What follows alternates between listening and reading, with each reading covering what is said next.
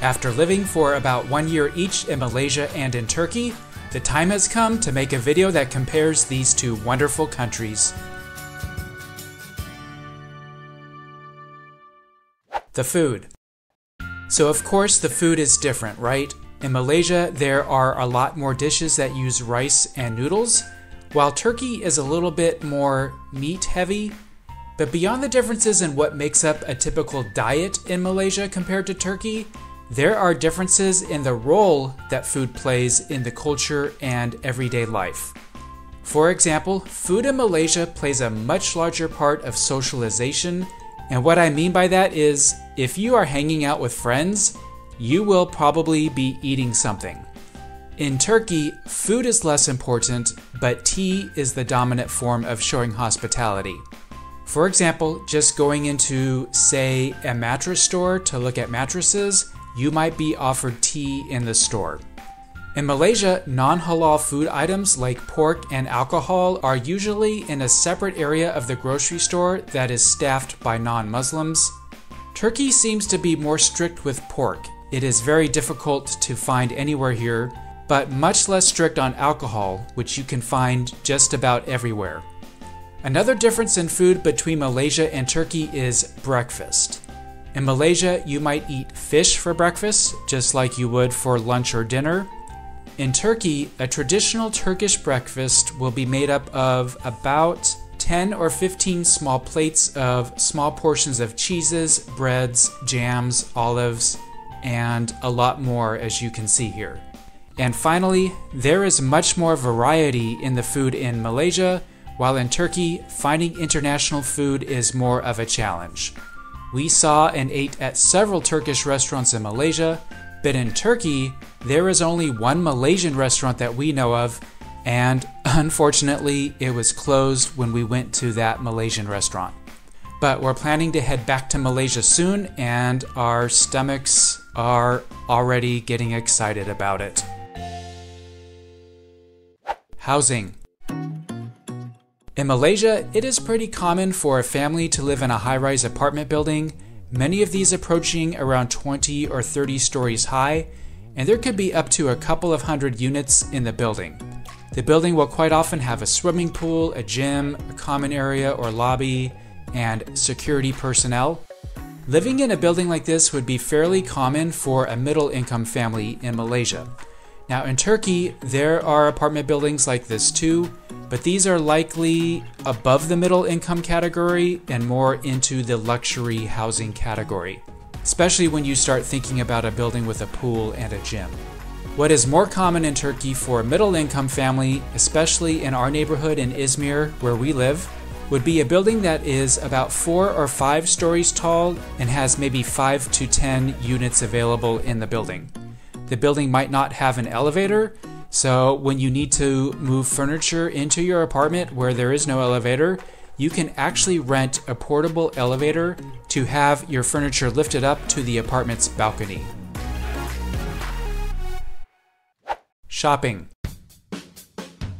You will find both shopping malls and outdoor markets in both countries, but in Malaysia there is more of a leaning toward the malls and less toward the outdoor markets.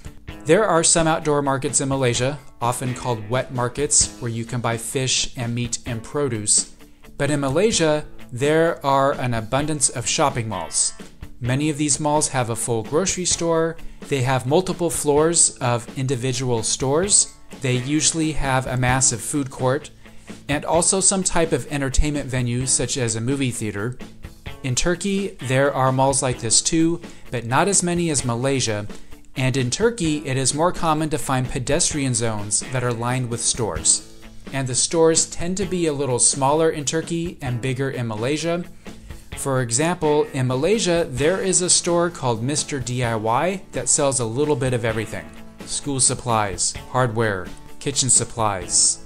And there are stores like that in Turkey too, but it's more common to find small family-run stores that focus on one type of product. Here you see a tiny little store that just sells items you might want to buy for a birthday party. And here is a store that only sells different types of food containers. Driving. Fasten your seatbelt and get ready to be terrified. I'm going to talk about driving next. And let me just say that we ourselves have not actually driven in either Turkey or Malaysia. We are not brave enough for that. But as pedestrians, the behavior of drivers is very important to us. I'll talk about driving in Turkey first. And from the point of view of a pedestrian in Turkey, I would describe the driving as frightening. And it's those scooters that we really need to watch out for. There are scooters zooming on sidewalks, scooters going the wrong way on the road, scooters running red lights. Our biggest threat to injury and death in Turkey isn't from natural disasters, isn't from disease. Our biggest threat is getting run over by a scooter until we become as flat as a guzleme. So, that's Turkey. Now, how would I describe the driving in Malaysia? Frightening. The drivers in Malaysia do not respect pedestrians. And it's the scooters you got to especially watch out for. They will run you over until you become as flat as a roti canai. I sound like a broken record, don't I? So yeah, the drivers in both Malaysia and Turkey are not always courteous. But, believe it or not, there are places in the world that are worse. I'm looking at you, India. I'm looking at you, Vietnam. So, here are a couple of tips to make being a pedestrian less horrifying in Malaysia and Turkey. Look both ways when crossing the street, even on a one-way road, and never assume a driver is going to stop or even slow down for you.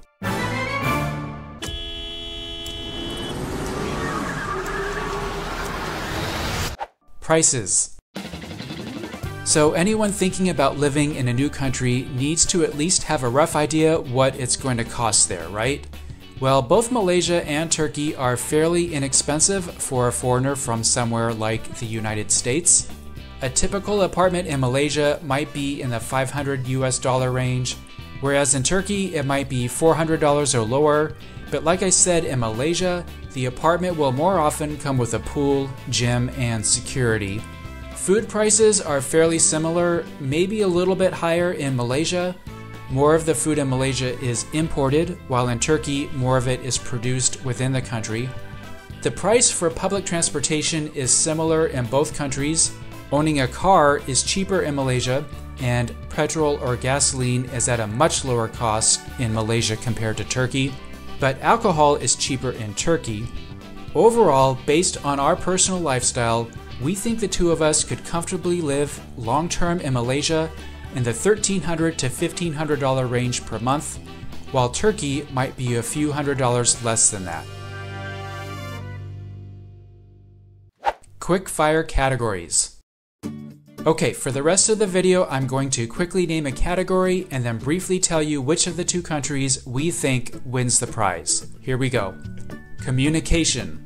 Malaysia definitely wins this category. It is easier for us to communicate in Malaysia because English is widely spoken there. Internet speeds.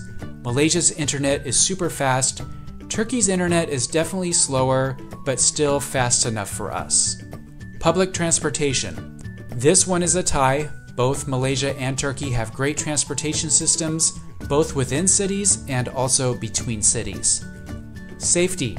We think both countries are generally safe from crime, so this category is also a tie. Weather. We prefer the weather in Turkey because you get 4 seasons. In Malaysia, the temperature is hot all year long. Immigration policies. For Malaysia, unless you are applying for residency through the state of Sarawak, the amount of money you need to qualify is completely ridiculous. Turkey's immigration requirements are easier to meet, but the rules have been changing and are also becoming more difficult. Healthcare. Completely adequate in both countries, but Malaysia rates higher according to the World Health Organization. Economic stability. Malaysia easily has the stronger economy right now. So there you have it. We love both countries, love the people in both countries, and we would not hesitate to recommend either Malaysia or Turkey to someone who is thinking about living abroad.